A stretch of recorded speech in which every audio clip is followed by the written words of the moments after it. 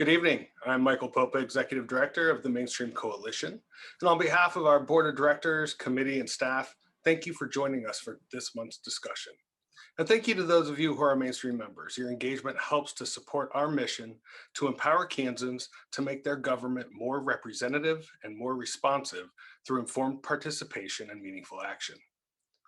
We're all used to public education being in the political limelight in Kansas. Support of a strong public education system is a cause that Mainstream champions, but this year was different. On top of the usual legislative battles over funding, this school year saw a global pandemic bring an unprecedented level of uncertainty to everything to do with public education. Educators across the state worked harder than they ever have to care for the education and well-being of our children while enduring their own struggles with lockdown and illness. Entire lesson plans were reworked and then reworked again. Counselors and social workers visited children at their homes to help them and their families cope with the stress. Even the schools empty, meals continued to be made and they continued to be served to our student populations. Tonight, we'll hear from a panel of experts in teaching, early learning, administration, policy, and mental health about how Kansas public education fared under this pandemic and what we can expect moving forward. Just to let you know, we are offering closed caption through a third-party provider this evening. If you don't see it, click the CC icon on the bottom of your screen and then select show subtitles. That should be about right here. If you're on a tablet or mobile device, you may have to swipe or click the more icon. We also may have time for some audience questions this evening.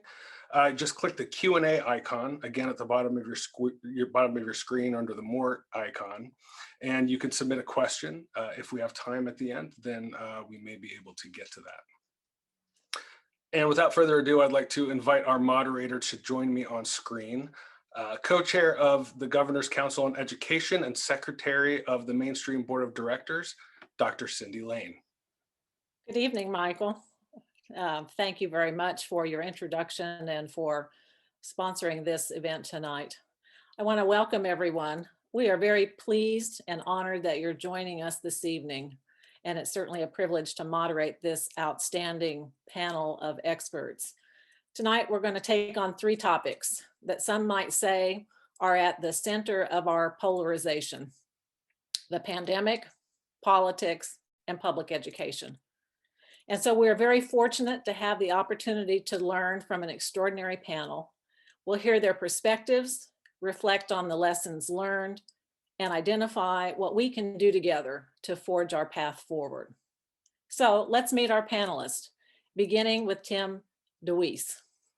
Tim is director of the Johnson County Mental Health Center, impacting the lives of thousands of children and adults.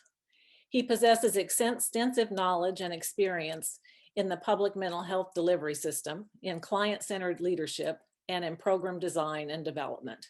He is a powerful voice. Welcome, Tim. Thank you. I'm glad to be here. Glad to have you. Next, let me introduce to you Dr. Anthony Lewis. Dr. Lewis began his education career in Montgomery, Alabama as a high school special education teacher.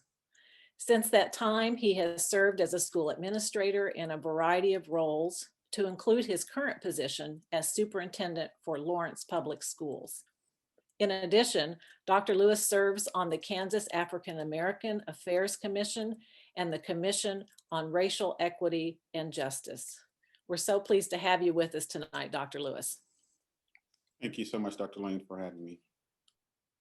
Angie Powers, known by many Mainstream members, has taught adolescents from a cart, in classrooms, and online. She sponsored everything from the National Honor Society to Literary Magazine to the Gender Sexuality Alliance. She has also mentored new teachers, facilitated professional learning in her various roles throughout her career in Olathe Public Schools. As an English language arts and avid teacher for over 20 years, Angie has worked with youth long enough to know the critical importance of education. We're so pleased to have you here tonight, Angie. Thank you so much. Melissa Rooker likely needs little introduction to mainstream members. Melissa is currently serving as the Executive Director of the Kansas Children's Cabinet and Trust Fund. Before joining the cabinet, Melissa served 3 terms in the Kansas House, focusing her energy on children's issues and public education. In addition, Melissa spent 15 years as a development executive for Clint Eastwood's Malpaiso Productions, a position I dare say prepared her for service in public life. Melissa, glad to have you here.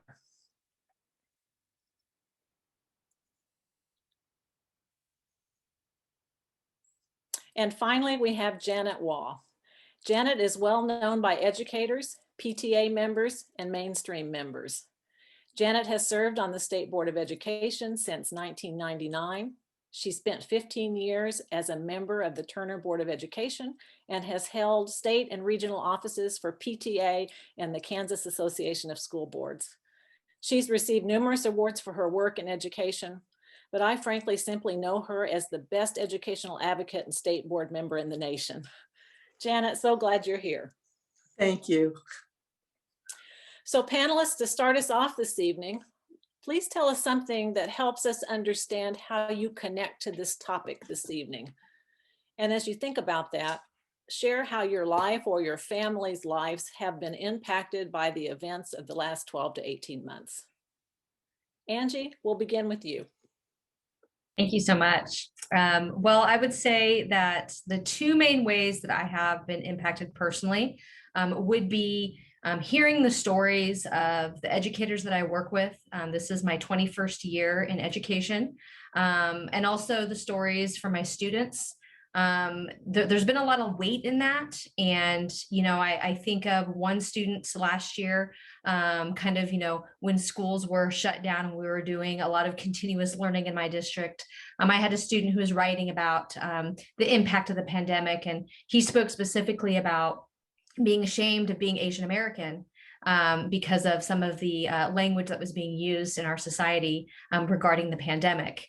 From that, clear to having a conversation with a colleague who had a grandparent living with them who was going through cancer, some cancer treatments, and just being very nervous, very much wanting to be in-person schooling to support our students, but also feeling kind of like there's this tug between the needs of their family and the needs of their students. And that's been a heavy weight to carry for all of our educators. The second way I would say is my youngest, my baby, Rowan, when the pandemic hit, was in their first year in community college. That was tough. They were working in a retail environment, strangely enough, fulfilling online orders. So as you can imagine, they went from being a part-time employee to working 60 hours a week. And even though their instructors were working very hard to meet their needs, it was at the very beginning, and they were trying to spin on a dime and turn those college courses into online courses very quickly. And they, like many students, have decided to take some time off of school, off of that post-secondary goals that they have. And as a mom, I'm just here, encouraging them all I can. But I know there's many parents out there that are in the same boat.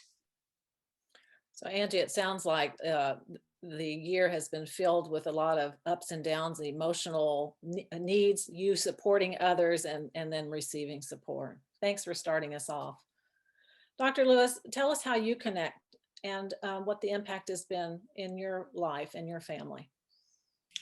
Yes, again, thank you for having me here. As Dr. Lane indicated, I do enter this space as a commissioner on Governor Kelly's Kansas African American Affairs Commission, as well as the Commission on Racial Equity and Justice.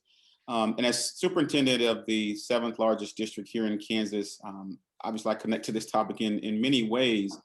And although this pandemic has been a health crisis, at times, some have made it to be political.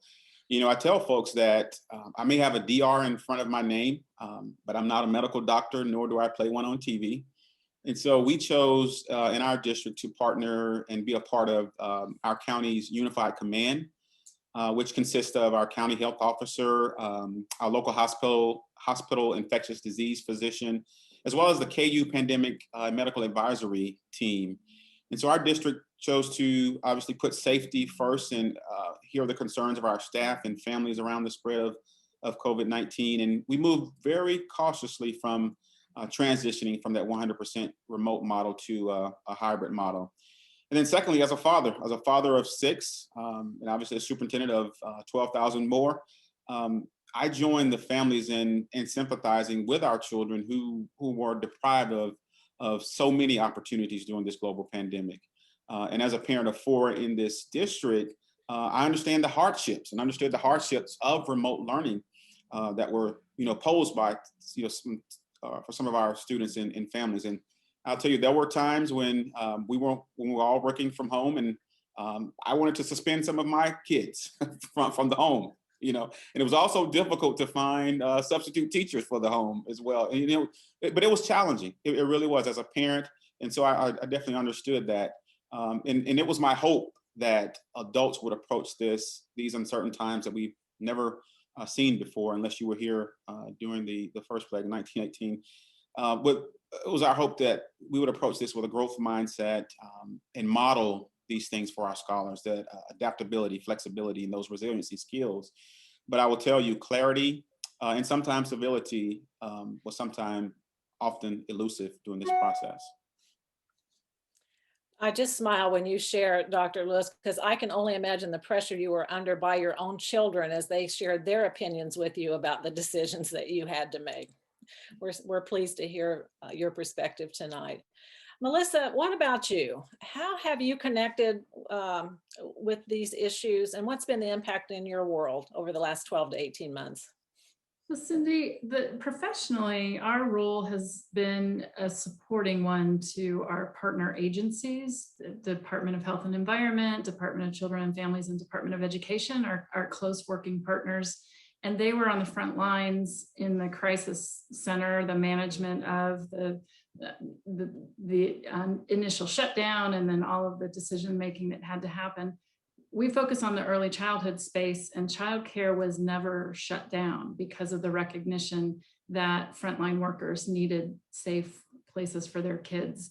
So we had to really help support as policies were shaped to allow that to happen safely, and support the providers across the state and families and make sure people connected. So I have a small but mighty team of staffers, and they themselves have their own family situations. When we were all sent home to work from home, I've got one staffer who had 5-year-old twins entering kindergarten, and all the sorts of iterations of family dynamics that came into play. I have a staffer that lost 3 family members for a variety of reasons in the past year. So just being flexible on my end, because my own kids are adults, and I felt like I needed to be flexible and adapt to the needs of my staff. We made it our goal together. We agreed, we knew what our deadlines were and the challenges that needed to be addressed, and we would meet those responsibilities. But if it meant somebody had to work late at night and rather than midday when their kids had to be in online school, so be it. So my world was kind of turned upside down as I helped support my team to make sure they gave their best effort to the state. And then on a personal end, I do have adult kids, but my son, my daughter I haven't seen since 2019. She lives in Phoenix with her family. I have a 5-year-old grandson there, and we certainly couldn't travel to Phoenix in this last year.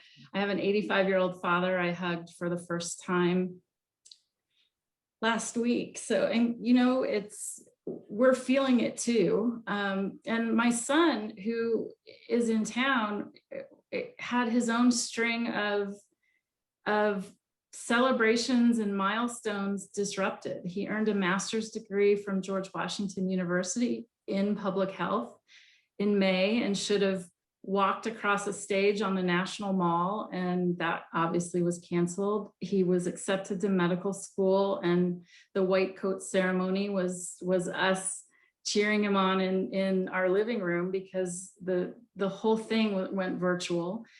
His own experience in med school this year was they did a beautiful job of adapting, but lots of virtual activities rather than all of the in-person bonding. I'm not sure that he's been able to build relationships with his classmates because of all the lost opportunities. They're beginning to pivot back to normal, but he also was supposed to spend 4 months in Colorado with his girlfriend while she did her field work. She was recalled home. They sheltered at home with us in spring for 10 weeks because they had nowhere else to go in an emergency. So we had a high point, was an unexpected gift of time we didn't think we'd have with Jack back in the house.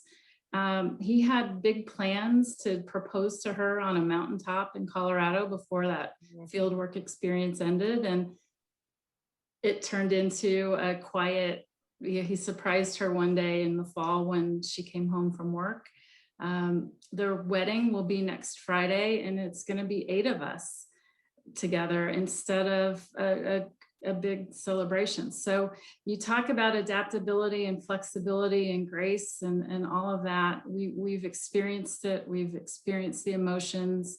We've extended ourselves to try and keep the sector that we represent supported and available to parents across the state to take care of the best interests of all of our kids.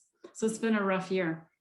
It has, and that word grace, thank you for bringing that in the room. As all 3 of you so far have shared with us your connections, that word grace seems to resonate with you're not only trying to do what's you're charged with in terms of your professional careers, but giving grace and trying to manage your own challenges.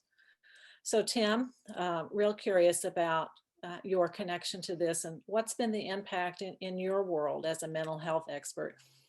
So as the director of a community mental health center, we had to on a overnight practically change our entire model of providing services to one of primarily telehealth. Unfortunately, not everybody has access to those type of services. So we still had to find a way to provide in-person services throughout the pandemic to ensure that people had timely access to care, that we were able to serve people in emergent situations, and do that in a way that was safe both for staff and for the families that we serve. I think from another perspective, one of the things that I think I appreciated from the school district's perspective is that as school boards had discussions, I was involved in those discussions from a mental health perspective of their students. And so from early on in March of last year, have communicated with the superintendents and been a part of those discussions. So I think that from early on, there was this thought and idea of mental health and how we can help people survive and manage this global pandemic. Fortunately, it wasn't just a global pandemic. We had to help people overcome the trauma experienced by the racism that we see across our organizations and within our communities, the hate, the polarization and the division that exists. And so all of these things had tremendous traumatic effects, not only on staff at the mental health center, but the clients that we serve. I think Dr. Lewis mentioned the lack of civility, and I have to say that was a disappointing thing for me as well.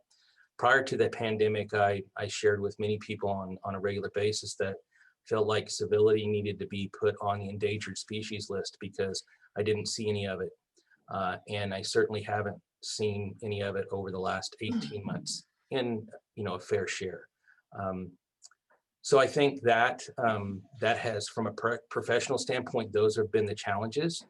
I think that thankfully, because of young people, particularly the people that are going to school right now and that are overcoming and managing some of these barriers that their existence, we see how resilient they have been.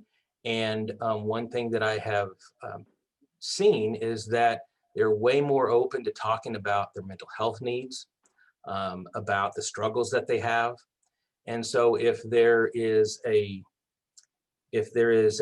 silver lining in the pandemic itself, is that we have been able to create an avenue, at least with younger people in my experience, that ability to open up about mental illness, open up about mental health, and open up about the struggles that exist. And I think we as adults can probably take some lesson from that. I think from a personal standpoint, it's been kind of trying to manage all of that. It's the same things that you all have shared. My mom, who's 83, fell and broke her hip in the middle of the pandemic. We did not want her to go to a nursing facility, so we created a bubble, and I went and lived with my mother for a period of time, which I now say was a treat that I would never have gotten to do if it wasn't for a global pandemic. As a 53-year-old person, going back and living full time and taking care of your mom, that was an experience that I would have never had. And so I'm thankful and grateful for that opportunity. So it's been challenging, but I think that there have also been diamonds in the rough that I've chosen to try to focus on, and my family's tried to focus on. It's really inspiring as we hear you all share your personal experiences to understand the positives that you're taking away from the challenges we faced. I'm going to swing back to that civility issue a little bit later. It's come up twice now, so if I forget, one of you help interject that. But I'm anxious to hear from you, Janet, as I think about the unexpected challenges that you face, not only as a grandmother and a head of a family, but in particular, leading the state board and the tremendous work that had to be done in a very short period of time. Share with us your connections. Thank you so much. Well, first of all, I remember vividly when Dr. Randy Watson, our commissioner, contacted Kathy Bush and myself. She was chair and I was vice chair at the time, and told us the governor was going to shut down schools. And oh my goodness, this started everyone just started going crazy. It was just amazing. I mean, and by crazy, I mean, everybody jumped in. They did not see it as a challenge. They saw it as an opportunity. And I cannot tell you how proud I am of all our educators, from the department to the classroom, even to our cooks, our paras, everyone. I want to include everyone in this because everyone came forward and they were amazing. Well, in the beginning, our commissioner, he appointed a committee, and this was really neat. He appointed a committee to figure out what we need to do to help our schools in the beginning. And I believe it was 72 hours, 3 days. They got together, and he had a lot of educators on this, a lot of teachers of the year and all kinds of educators from all over the state, from all over sizes of district and everything. And they developed a document called Navigating Next. And it was an amazing document. And I want you to know we were the first state in the nation to develop this document. Many states contacted us for copies of it. And then since then, we've developed Navigating Next and everything. And in the process, he also started having daily meetings with our superintendents. I believe Dr. Lewis was on probably all of them, and because the superintendents didn't know what to do. And so anyway, they did an amazing thing because frankly, our teachers, I just can't believe how they did this, because our teachers were not trained to teach remotely. This is not something they learned when they got their degrees, So and many of them that were, say, in their 40s or so had not been born with technology. They had to kind of learn it. So it was amazing how well they did this. So I cannot tell you how impressed I was. And then I can remember Dr. Watson telling us in the beginning when we were doing this, he says, you know, we are building this plane while we're flying it. And I think that's exactly what we did. But in my opinion, we did an absolutely wonderful job. And then, of course, we continued on. I know I was on, we were on conference calls 4 or 5 times a day. We had Zooms, we had everything. I mean, I don't think anybody slept, any of our educators. I think they were working, they weren't working 5 days a week. They were working 7 and probably 12, 15 hours. And I include everyone in this because our educators were phenomenal, just absolutely phenomenal. So I can't say enough about them, but I was going to start with, and I forgot to, but in my opinion, for whatever it's worth, I believe this was the most challenging year we have ever faced in education, because I've been around a long time and I do not remember anything that would quite compare with this year. It's just been amazing. Now, as far as family is concerned, let me tell you about that. I can get into that. I have 4 wonderful grandchildren. I'm truly blessed. And I had 2 grandchildren who were in post-secondary. I had a granddaughter down in Central Missouri, and I had a grandson at Pittsburgh. And my granddaughter at Central Missouri, it was her senior year. She was graduating in 3 years. I'm very proud to say she graduated in 3 years. However, she was getting a music degree. And when you get a music degree, you have to have a senior concert. Well, guess what? She didn't have senior concert. So she had to wait till later. So she finally had it in like July. And I was able to attend, but I think there were maybe 20 people there. Okay. And she got her degree, her bachelor's degree in August, and I was not able to attend the ceremony. They didn't have enough tickets. So then my grandson, who was at Pittsburgh, he was in his sophomore year at Pittsburgh. He was in a dorm. And anyway, he got notification they were shutting down the universities. So he had to get out of his dorm, and he had to come home and learn virtually, learn by remotely. So that was them. But the best ones of all, or the ones that break my heart the most, my other grandson was a senior in high school. And when he left school in March for his spring break, he never went back because they shut the schools. And I thought, how heartbreaking. So needless to say, he not only did not have a prom, he didn't get to say goodbye to his friends. I mean, they'd had a drive-through graduation. They did have it. It was in June, but they did have a drive-through graduation. So I thought that kind of broke my heart. I think my heart's broke more for these high school kids who have missed out on so many things. And then my other granddaughter, she was a junior in high school. Well, guess what? She didn't have a prom. And then before school started this year, she's, Gran, you've got to have schools. This is my senior year. I said, Shelby, I understand, honey, but you know, I don't make these decisions. Your local board's going to make it. I said, contact them. Well, needless to say, she didn't go to school until I believe November. She was on remotely till November. Then she was going hybrid, half a day. And in March, she started back full time. So she got approximately a month and a half of full-time school. She did not have a homecoming. She did not get to attend a football game, a basketball game. And this was the highlight to me. I thought this was very positive. They kind of started a new trend. All those kids attended baseball games. They said they were packed because those were games they could go and support their teammates, which I thought was exciting. And she did have a prom, but her prom was for seniors only. And it was on a football field. So that's what she had. And she did have a graduation, but it was also limited. But so yeah, it's been a hard time. But I guess the worst one of all for me personally, I'll give you my worst. It just happened about 2 or 3 weeks ago. I have a very dear cousin in Texas who, in fact, she was the one I took to the airport. I was telling you about that today. She came up and visited me for a week. We're like sisters.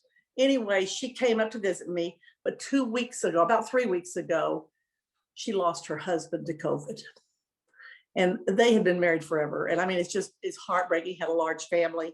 And I think her kids sent her up here to let me be with her. Plus she got to go to my granddaughter's graduation. So anyway, that's my story, but you know what? We've all survived it. And I think we've learned a lot. And I still, once again, cannot tell you how I am impressed with all of our educators. And please, I know a lot of people were mad, but I'm telling you, these people went above and beyond, and they did not work. I promise you, they did not work 40 hours a week. They did not, none of them.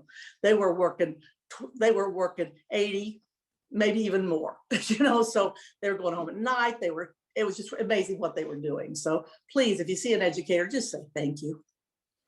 Thank you, Janet, for sharing your story, and you always bring such passion into the world. And yes, the educator is unbelievable, not only trying to teach the content, but feeding kids and clothing kids and finding kids. And it's been amazing. Yes. So I want to kind of drill down now into some more specifics. But before I do, let me just remind you panelists that if you hear something from each other that you want to affirm or build on, please jump in. So this is just not a one-way back and forth conversation. So Melissa, I've been thinking a lot about you and the fact that across the nation, we're finally recognizing childcare and early learning as infrastructure, right? So what are the top lessons that you've learned as in your role as Executive Director of Children's Cabinet? And as you think about that, could you briefly tell us one or two policy issues that would be helpful in moving childcare forward in Kansas? Great question, Cindy. Yeah, we were well positioned in Kansas. We had done a deep dive into early childhood care and education in 2019. So we had a comprehensive needs assessment and a 5-year strategic plan that we had just gotten approved in February of 2020. So we were poised as a team with the agencies I mentioned earlier to move forward with some pretty exciting work to help shore up our system, because pre-pandemic, we knew we had incredible needs in the childcare sector.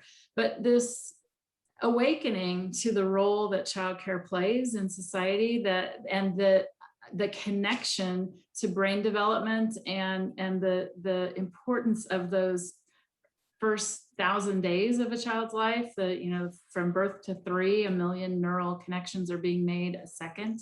That's the brain architecture that sets a child up for success for the rest of their lives. And so what our position is that we've adopted is that every environment a child interacts in is a learning environment, and that can be for better or worse. So our hope is that we can help across the board in all settings improve the quality, accessibility, and availability of services, and make it easier for families to navigate the different array of services and programs that their child qualifies for, so their kids' needs are met as soon as possible, and that their lives are enriched through all of the activities, the play and the socialization and all of the learning that can happen in a high quality childcare program. Because our goal is to transition kids into kindergarten really ready to learn and grow and succeed as students in K-12 and then stepping into life beyond. So we've managed to keep a lot of that work going. The pace is different. Some of the things have had to be adapted to new normal, and so we've just tried to be adaptable. But from a policy standpoint, I'm really excited to see what happens at the federal level on the topic of universal 3- and 4-year-old pre-K. It could be a game changer. But at the state level, we need to be very careful that we don't allow that to shut down the work of childcare providers. We need our licensed childcare providers in the state to also be part of that policy solution.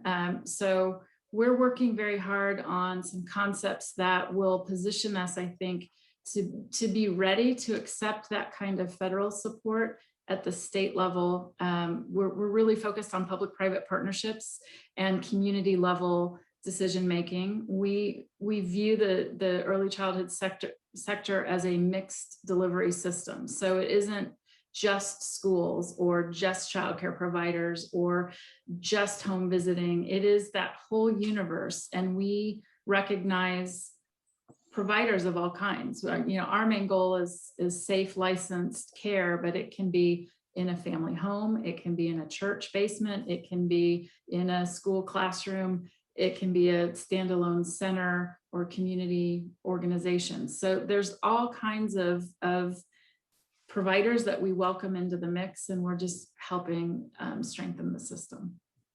So what can mainstream members do to share their importance and advocate for access to quality early learning? I'm thinking about equity issues because some of us have more access than others. So what can mainstream members do? Advocate for investment. We are funded, our early childhood in Kansas is funded by the Master Tobacco Settlement, the annual share that Kansas receives. And it's a pretty stagnant amount of money. We haven't changed that.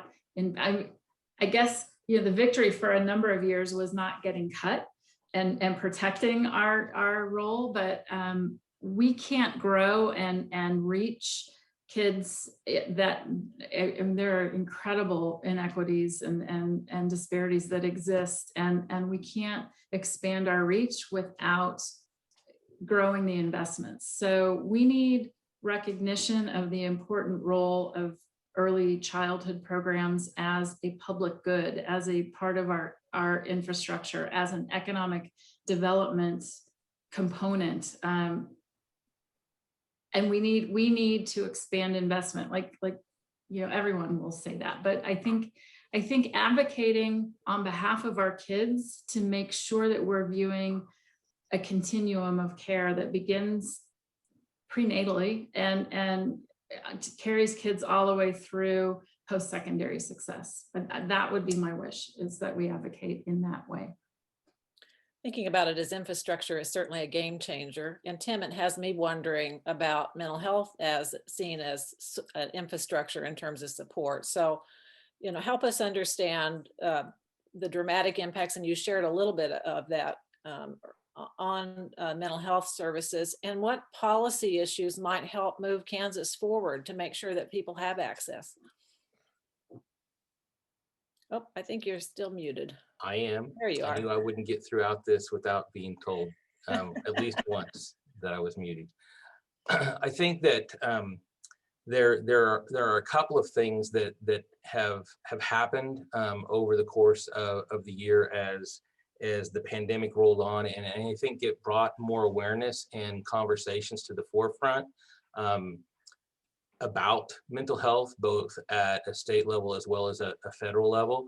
And I think that there actually this year, I'll just say that there was a piece of legislation called that focused on the Certified Community Behavioral Health Centers, CBHCs, and that was passed. We'll have to see how it gets funded and how it rolls out. But that piece of legislation in and of itself is probably the single largest or most important piece of legislation in Kansas since mental health reform of 1990. That's how big it is. It's a big deal, and so the legislature, you know, in a bipartisan way, passed that this year. I think that the area that probably needs the most focus on is it goes back to what Melissa was talking about. And that is, and this has been a struggle that we've always had, is that, you know, the mental health system itself has built to be a responsive entity. So someone experiences mental illness, they experience a traumatic event, they have symptoms, and then we respond to those.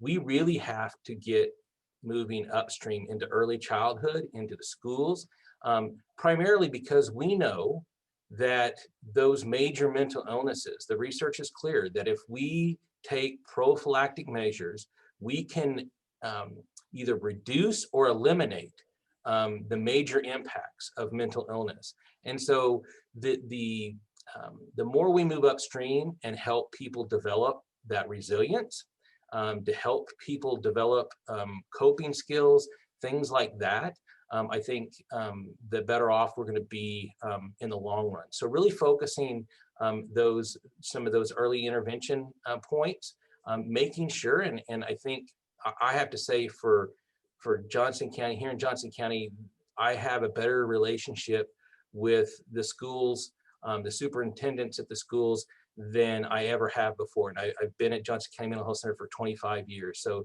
the last 3 years have been the most intensive with the schools. And I think it only has to continue in that realm. Thank you, Tim. And that gives us some insight into what we can do as we advocate for quality schools and quality health and mental health services. So Dr. Lewis and Angie, I'm curious about top lessons that you have learned since the pandemic, and especially talking about equity issues, talking about how you're seeing students thriving or struggling in schools, and what we need to do to address those issues. I don't know which one wants to jump in, but please do. Go ahead and get started, and then Dr. Lewis can come in and smooth out the rough edges that need to be smoothed out. I think from the classroom perspective, I don't know necessarily if this isn't a brand new lesson, but I think the pandemic has just really made it very clear that no educator comes into this work because they want to produce a good worker. Although in education, part of our job is to prepare our students for the workforce. We come into this because we want to support humans. And the pandemic has really highlighted that some of those social emotional pieces that Tim has talked about. Our Department of Education here in Kansas has done a great job of promoting focus on civic engagement, social emotional wellness, and those have been proven to be spot on in this pandemic. I would say that the work that we've done this year in prioritizing learning and being able to move more quickly in response to meeting students where they are is probably been the most important work that I felt like we've done. And because it's so linked to that social emotional learning.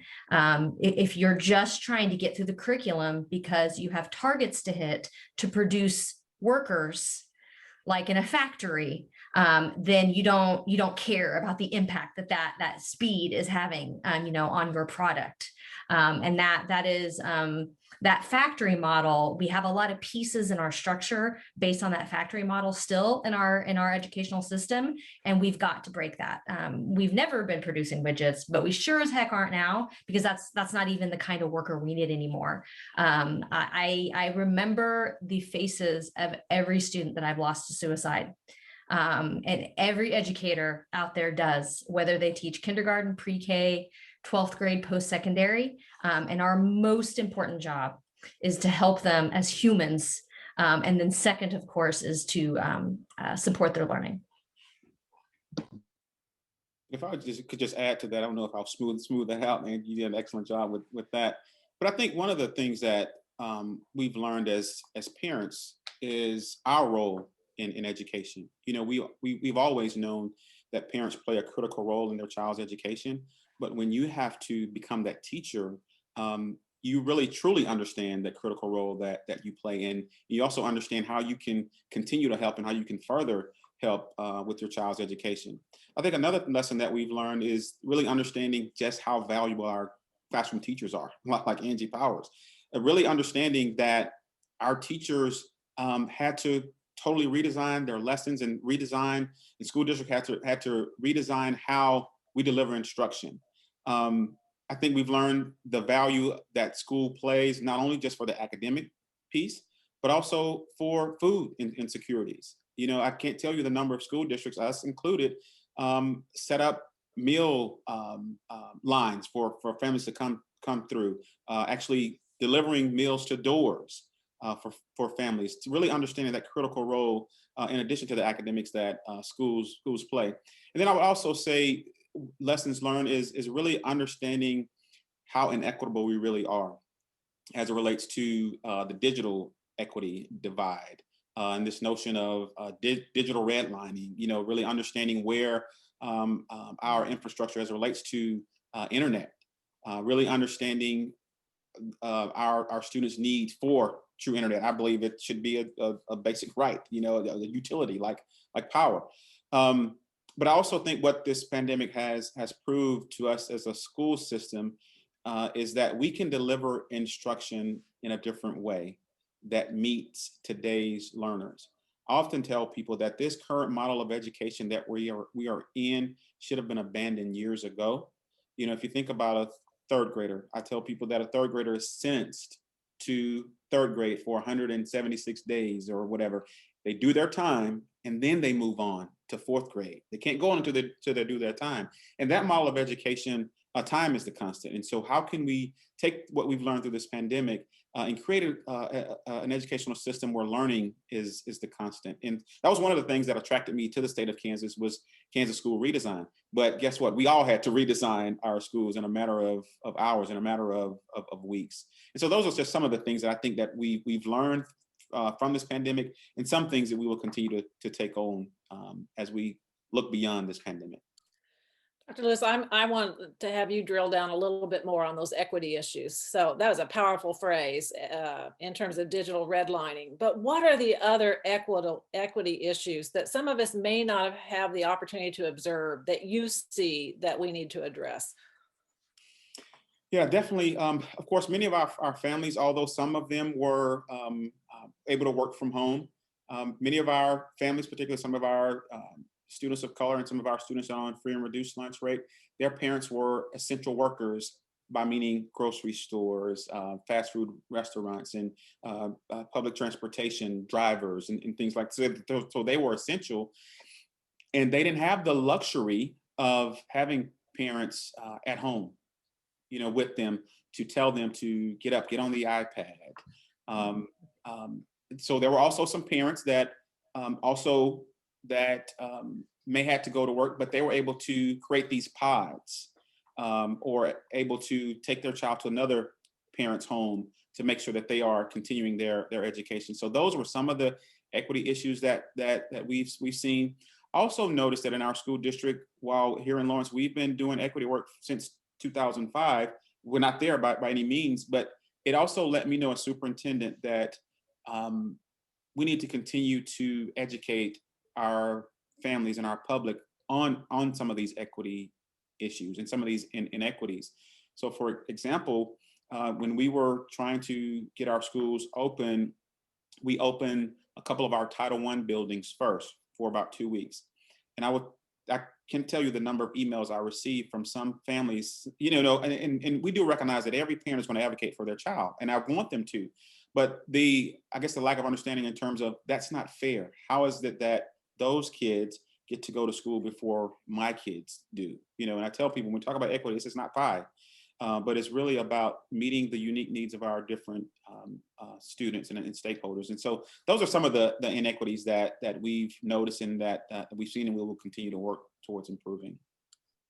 Thank you so much. Can I jump in just and add on? We're doing a lot of work right now. We're a team from our team of 4 agencies is part of a federal mentoring project through Administration for Children and Families. We really are trying to dig into the way that poverty is treated as something that people should be punished for, and the conflation of reports, mandatory reporters who call in because a child from a home where income levels are low and there's a lot of strain on the family, those aren't necessarily abuse or neglect situations that need a formal investigation, but they're actually situations where some basic supports are needed for that family. So, there's a whole package of policy areas that really do need addressing if we care about our kids. Medicaid expansion to increase access to healthcare, changing the mindset so that we separate out when a family needs some basic supports. The parent may have to report to a job that they can't possibly miss the shift, but not have childcare for their 4-year-old. So the 4-year-old may be left home alone. That is definitely a form of neglect, but it isn't necessarily the same situation as other more intentional harm that parents do. So there are big policy projects underway to rethink the approach and shape some asks of our policymakers to change the approach to children living in poverty. I think that's another piece that I would just add that Melissa referenced was I think that the pandemic specifically also just reinforced the visibility of the inequities that exist and disparities that exist within our healthcare system. You mentioned Medicaid expansion. The fact is even for individuals that had insurance during the pandemic, you know, I had so many parents call and say, I thought I had good insurance until I tried to get my youngster in to see a psychologist or a counselor, and the copay was too much, or they said the youngster wasn't sick enough, or whatever it might be. And that was the issue. It's the issue of parity. The fact is that mental health services are not considered at the same level as healthcare services. So while you may you have a standard way of operating when someone walks in and says, I'm having heart palpitations or I'm having a heart attack. You know, if someone says I'm experiencing anxiety or stress or depression, we don't have a uniform way to approach that, and everyone doesn't have access to the same types and amounts of treatment. And I think that that the pandemic has really just reinforced and brought shed a larger light on how important it is that we ensure that everybody has access to healthcare, both physical healthcare and mental health care. They can't be detached. So that's a great segue, Tim, into thinking about future. So as we look forward to the next school year, which frankly is just, you know, months away, how do we anticipate getting back to normal, or is there normal, or what is it that we should be putting in place now to help move school systems and other systems supporting families forward? I'll start with this one. My biggest fear actually is that we will go back to normal, because normal worked for some people. Our old did not work for everybody. Dr. Lewis spoke to the equity issues that still exist in our system. No doubt. We haven't fixed the issues. I just think we're more aware of them. I think that, you know, we have to understand that our students have had a year and maybe a half-ish of disrupted learning, and that impacts our high schoolers differently than it impacts our first graders. And I think we've got to stop looking at that disrupted learning. That phrase learning loss just drives me batty, because while I acknowledge that there have been impacts on students' learning because of what has happened, when we look at it through the filter of standardized assessments, which has become more and more of a concern, rightly so, of some community members and of students as well. We're getting sucked back in that system of our children being widgets and preparing them for very narrow sense for their future. And we know the old system wasn't producing the results that we wanted when we're talking about our goal being 100% of our students, every single one of our babies, Black, brown, gay, transgender, rich, poor, supporting every one of them and being a fully formed human that is ready to rock the world. That is our goal. As pie in the sky as it sounds, we cannot go back to normal. Normal was not working. And that is my biggest fear, is being sucked back into the system. So Janet, okay, state board member, you have a lot of influence on what this the new evolution of schools and services looks like. What's the state board's position, and I guess maybe the question is, what's your vision and how do we move forward? Okay, well, frankly, our vision is what we want for all schools, and I think it's exactly what we need. And many schools are doing it, but many schools are not. As you said, change is hard, particularly in education. I love educators, but change is hard. But our vision is Kansas leads the world in the success of each student. It's very simple, but we have 5 parts of that. And one of them happens to be individualized instruction, which to me, that is just huge. We can't take every child, like when I went to school, we started chapter 1, went to chapter 2, chapter 3, we simply did it that. We can't do that. Every child must have individualized instruction. But during this pandemic, there's a couple of things I've been thinking about during all this conversation. A couple of things. Well, first of all, we know we've had learning loss. We know that. And I want you to know that there were students that were, they excelled. There were some students that loved it and excelled. There were some students that, and I happen to believe the majority did not. Now, we don't have the data yet from our testing, but nationwide, that's exactly what they're saying. So therefore, what is important now, we must get these kids back in school, preferably this summer. They all need to be there. And we have the funding. We received quite a bit of funding from the federal government. And then we need to get summer school going, and they will pay for anything in COVID. And we need to get these kids, we need to hire back to mental health. We need to hire, and many districts are doing it. We need more counselors. We need more school psychs. And I know many school districts are hiring more because our children have been really impacted socially and emotionally. This is one of the big issues with our kids. And this is nationwide. And another thing, of course, in our vision, there's so much to kindergarten readiness. That's so important. We have data to prove how important early childhood programs are. And then the social emotional piece, of course, like I said about that. And then we get to the individualized instruction. And when they get in middle school, start looking at careers so that they don't just look at graduation rates and then go on to post-secondary success. All of those are part of our vision. But there's so many things that and if people will really look at that and take the instruction and change it, we don't need to look directly in this computer as our kids did, or into a book and just read chapter 1 or chapter 5. We need to have experimental type things, learn things virtually. I mean, like go virtually to the zoo or things like that, just different ways they can learn instruction. There's so many ways to make it exciting for kids, individualized instruction.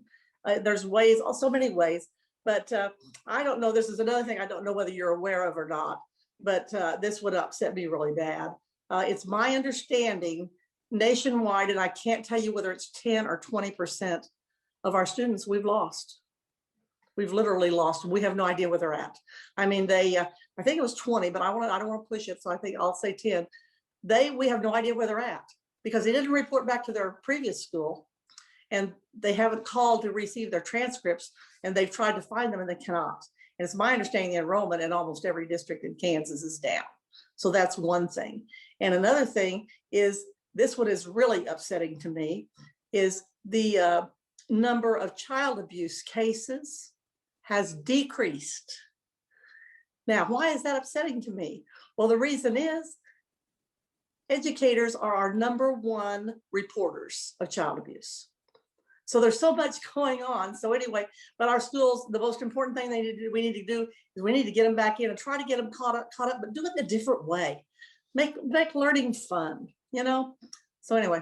Dr. Lewis, what does that learning in a different way look like?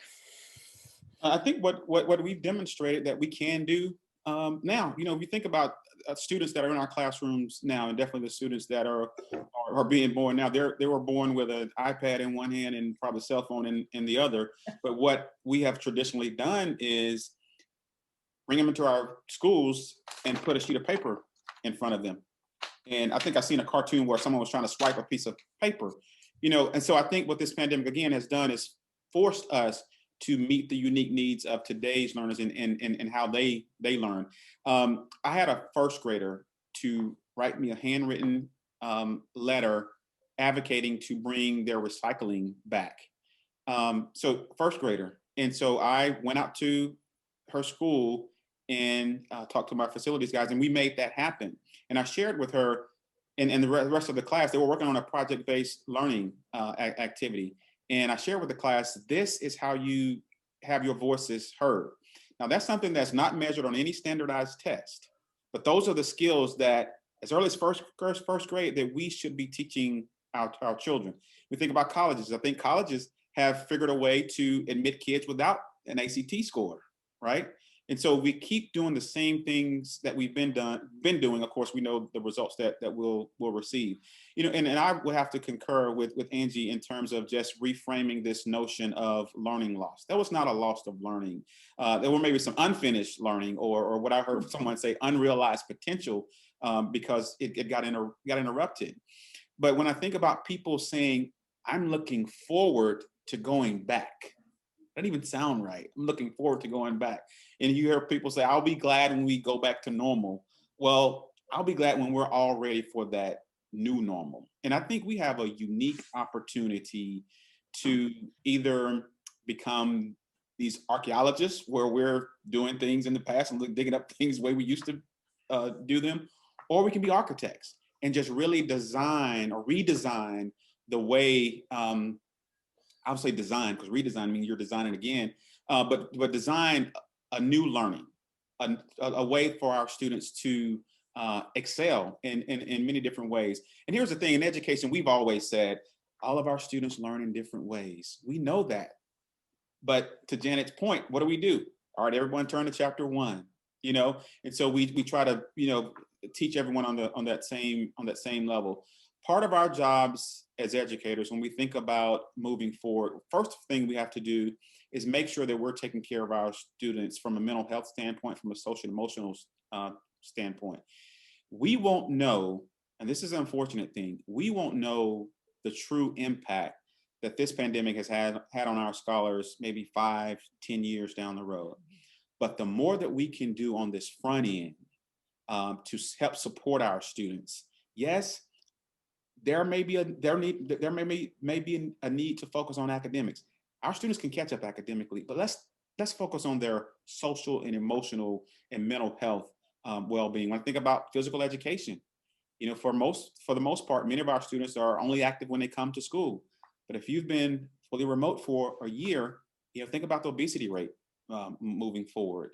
And so it's just about reframing this entire notion of how we can repair and just think of a better way to meet the unique needs of our students. And I read a quote that John Hattie wrote in one of his new books, Rebound, and I may be butchering this quote, but it was something on the lines of, perhaps our greatest tragedy to come out of COVID and realize that, wait a minute, I think our greatest tragedy to come from COVID related learning would not be to learn from these experiences that we just went through. You know, so I think that will be our greatest challenge, to come out of this and not learn and take some of the things that have proven to be beneficial and efficient on the other side. We want to attribute that quote to you. That's powerful. So, you know, one of the things that I had to come to terms with as superintendent, and now as a citizen watching all this, is the tremendous impact politics plays on lives and things that happen in schools. So as a member of the Governor's Council, we recently had conversation that reflected what appears to be a disconnect between visions that we just spoke about here, and that group is wants, and business leaders are saying they want for Kansas, and some of the legislative policy decisions. So let's go there, team. Let's talk a minute about your perspectives of what happened in the legislative session around curriculum, around school finance, around health issues. Are those things helping advance us to a vision for Kansas? And if not, what can we do about it?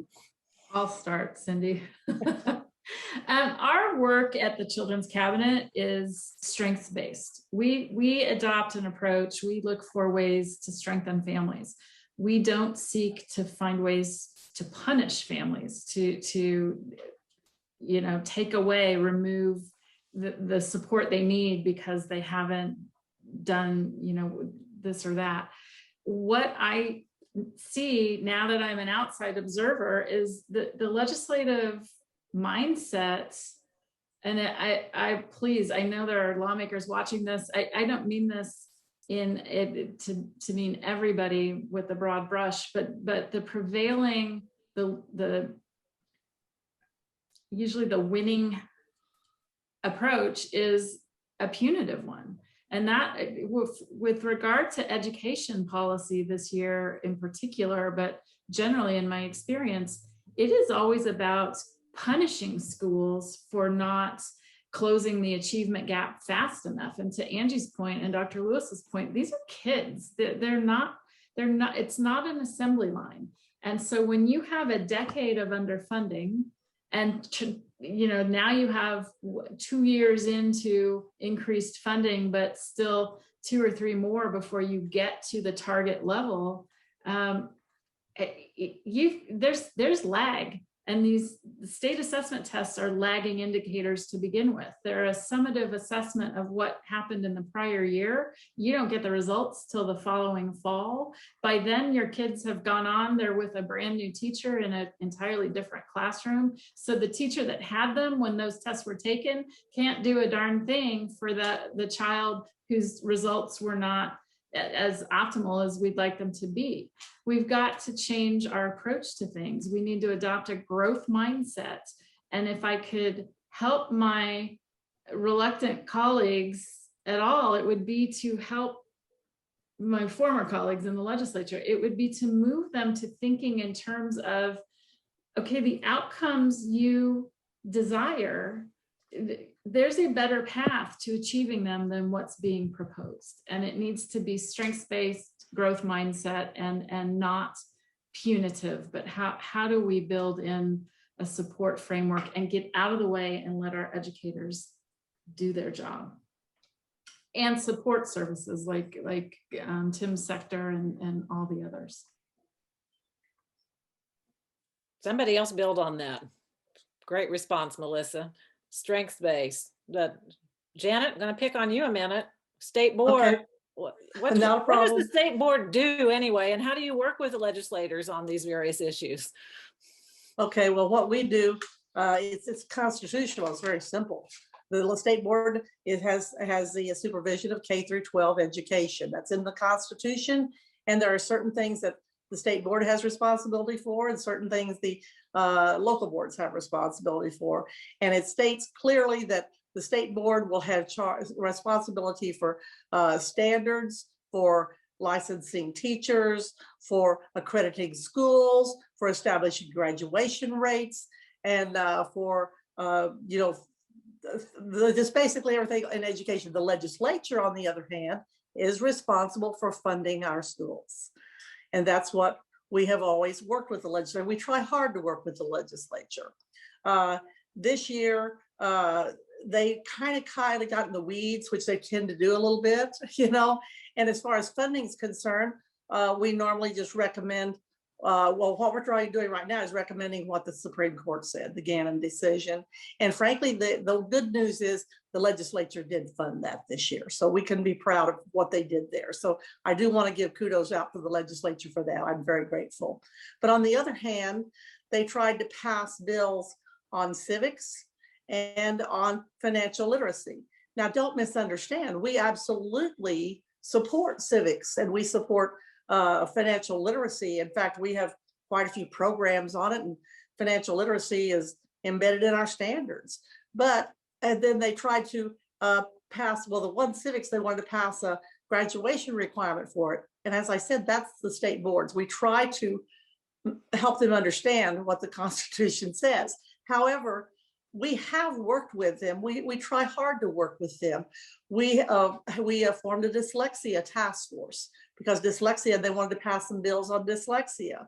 We worked with them and we came out with a wonderful plan for dyslexia. And there were legislators and all kinds of and board members and other people serving. I believe we came out with a wonderful plan. And there's all kinds of other ones that they want every year. They want it's kind of got a new project. Like bullying, bullying's another one. And what happens is they want to recommend that our teachers have to take a course or have to receive at least an hour's worth of training on each of these things. And these teachers say, how much more are you going to give us? So what I did then at that point to try to resolve that issue, we formed a mental health committee. And our mental health committee is looking at all the issues that impact our students because we recognize how important mental health is. And we have legislators on this committee also, so we are definitely working with them. And so I think we're trying really hard to work with them and make them understand that these are our priorities, but we'd kind of like to make the decisions that are our decisions, and they can continue to make those that are theirs. But on not speaking of funding, I don't know whether you're familiar with the funding that came through the federal government for COVID relief. We have what's called ESSER and EANS. The EANS funding is it's an emergency action for not accredited schools. Okay, so they have a separate pot of money that they're distributed. Then we have an ESSER, which is elementary and secondary schools emergency relief. That's also COVID related. Well, we formed a committee, and there's at least, I can't remember, a minimum of 20 people on it. I happen to be on that committee. We meet once a week. Anyone can watch it. Just go to ksve.org and they'll give you the Zoom link from 3 to 5. And at which time, well, first, we've already gone through all the non-accredited schools and approved all of that. And when they present those to the committee, and then when we approve them, they have to go to the state board, and the state board has the final approval on them. But we're trying to be as transparent as we can with this funding, because it is a sizable amount of money. And that we put legislators on that for that reason, to make sure they know exactly what we're doing, what the money's being spent for. And the thing is, the legislators in the beginning wanted to take that money and lower districts' money because of that. And the federal government says there's no way, this money has no choice but to be spent for nothing but COVID. And I think this way we kind of do it in a nice way to help them understand. And so at this point, we have not had a problem, but that's what we're trying to do. I must admit, sometimes it's rather challenging. Well, I really applaud you for that. It's a relationship-based influence system then, where you're working together and trying to come up with solutions to problems that they may identify and things that you want to do. That's good. Tim, jump in. Yeah, so I was just going to make a couple of comments, and the first, and I think a few people have said it about sometimes the legislature getting into the weeds. And so, there have been some movement and funding towards for mental health for schools, but they've really been been very prescriptive about exactly how that has to happen. And so what has to happen in regards to mental health in a community depends upon that community. So what's going to work in Kansas City, Kansas, and in Lawrence, in Blue Valley, in Gardner, DeSoto, is going to be different. The fact of the matter is we're going to have to address the social emotional learning and help build the resilience and coping of young people. But the way that happens is going to be different in each school. And so going back to normal, don't want to go back to normal from a mental health standpoint in schools, or quite frankly, anywhere, because I don't know, I wasn't quite happy with what normal was pre-COVID. Being able to provide people a little bit of grace and kindness is important. Allowing people to do what they do best, allow educators to educate, prepare young people for the lives ahead of them. And it's not just about those academic learning. It's about that human learning that we all need to have, so that when I'm talking to juniors and seniors about suicidality, I'm hearing about how they can manage stress, how they can focus on addressing their anxiety, understanding what coping skills are. And the thing that has amazed me over this last year is we have something called 0 Reasons Why in the school districts here in Johnson County. And it's really a teen-led, a student-led initiative to disrupt teen suicides. And it's been very effective. We've had fewer suicides this last year in a pandemic year than we had the year before, and the year before, and the year before. And the thing is it's because we've asked the students what they needed, and then we got out of the way and help them achieve those things. So just like Dr. Lewis told the story of the first grader saying, "Bring back my recycling." Many times the young people know exactly what they need to learn, and we probably just need to listen to that and move that forward. And I'm talking basically from a mental health perspective, but quite frankly, I think that if we create mentally well human beings, their potential for learning is going to be out of this world. And so I think that's the foundation that we have to build from. And it starts with what Melissa started off at the very beginning and talking about doing that in early childhood. So don't want to go back to normal and, fund things, but let's not get in the weeds. Let people do what they're good at. Let Dr. Lewis do what he's good at. Let Angie do what she's good at. Let Melissa do what she's good at. And let me do what I'm good at.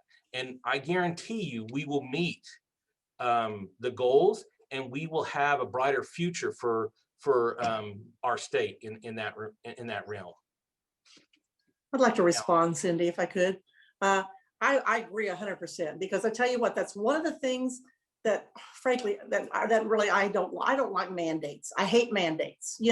Don't mandate this for the whole state, because they may not need it in a certain district. That's why we have the committee, and everyone can kind of pick and choose what they need. But we need to have individualized districts so they can do what's best for their children, and then even go down to the classroom and get it individualized there. But I think that's extremely important, and I can't stress that enough, because that's important, because what works well in Shawnee Mission will not work well in Dodge City. It's just that simple. Or let's go to a small district. It certainly will not probably work for them. And even here in the metropolitan area, what works well, say for KCK, may not work very well in Lansing. So we don't know. That's why local control is so important. I believe in that. Yeah, so it sounds like where we began tonight's conversation was about relationships and grace and civility is the answer to how we move Kansas forward in terms of trying to listen to each other and think about how we find common ground. So if you were to give advice to those of us that are listening about finding common ground with a legislator or someone else who may have a different point of view, what would you tell them? It's possible to find something in common with anyone in the legislature. I lived it, I did it. You could disagree on 99.9% of policy issues.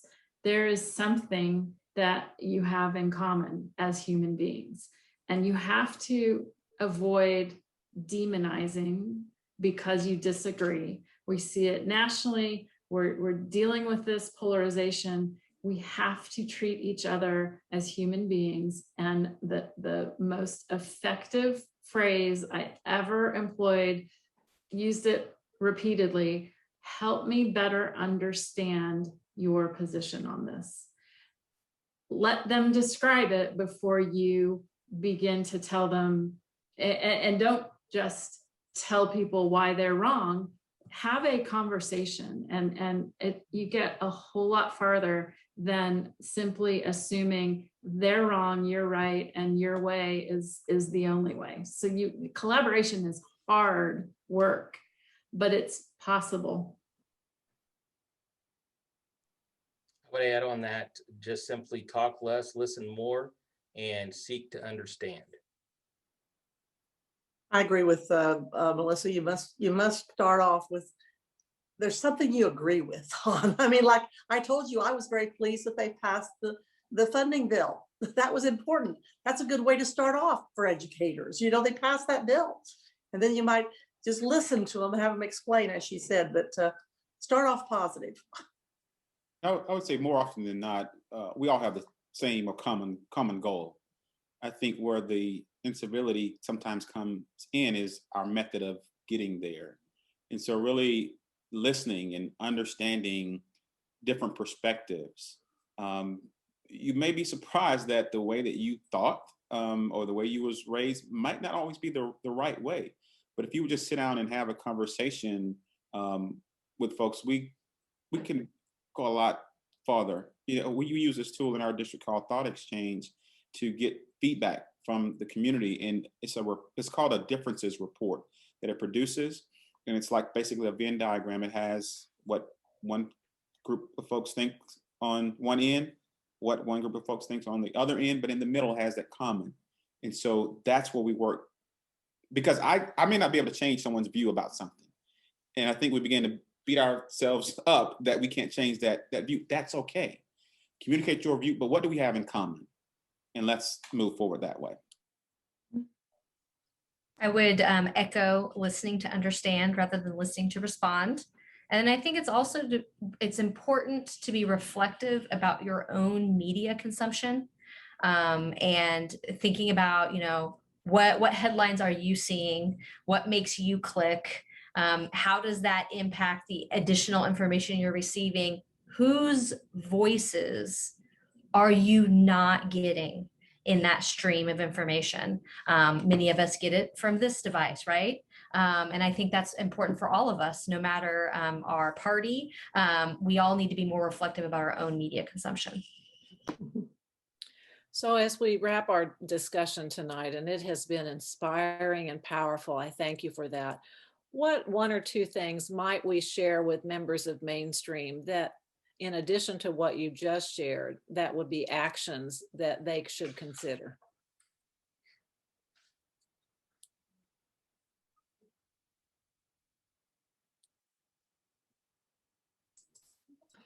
Mainstream members are already highly engaged, but helping build that network, I think, is very necessary. People often get focused on, you know, they're upset about some policy decision and they aim at the wrong place to try and affect change. So I think helping beef up engagement among those non-mainstream members is probably a worthwhile activity in the legislative interim that we're entering between the legislative sessions. And there are local elections coming up for nonpartisan local offices, city councils and mayors and school board members. So I trust the Mainstream community will engage in the election cycle as they always do. So just pace yourselves, but stay engaged. Well said. So it's not about having an R or D. I heard you all say it's about finding common ground, and that's a great place to leave it. Thank you all so much for taking on 3 big challenges: the pandemic, politics, and public education. Thank you for your advocacy for all kids and for all Kansans. And it was a real honor to be part of your conversation tonight. So on behalf of Mainstream members, thank you very much. And now back to Michael. Thank you, Cindy. And thank you very much to all of our guests this evening for your time, your expertise, and for keeping this conversation going. It was extremely engaging and inspiring. You've given us a lot to think about. I also want to thank our members and donors, over 100 of whom registered for this event. Without your support, the Mainstream Coalition and our affiliate, the Voter Network, would not be able to do the work we do. Next month, we will be hosting a discussion about voting rights and efforts in Kansas to fight voter suppression. Our guests will include advocates, activists, and experts talking about recent legislation passed in Kansas and expected effects on upcoming elections. Members will be invited to attend that event for free, so make sure that you tell your friends to become a member at mainstreamcoalition.org. Please help us keep Kansas moving forward. Until then, stay safe and remember to do more than vote with Mainstream.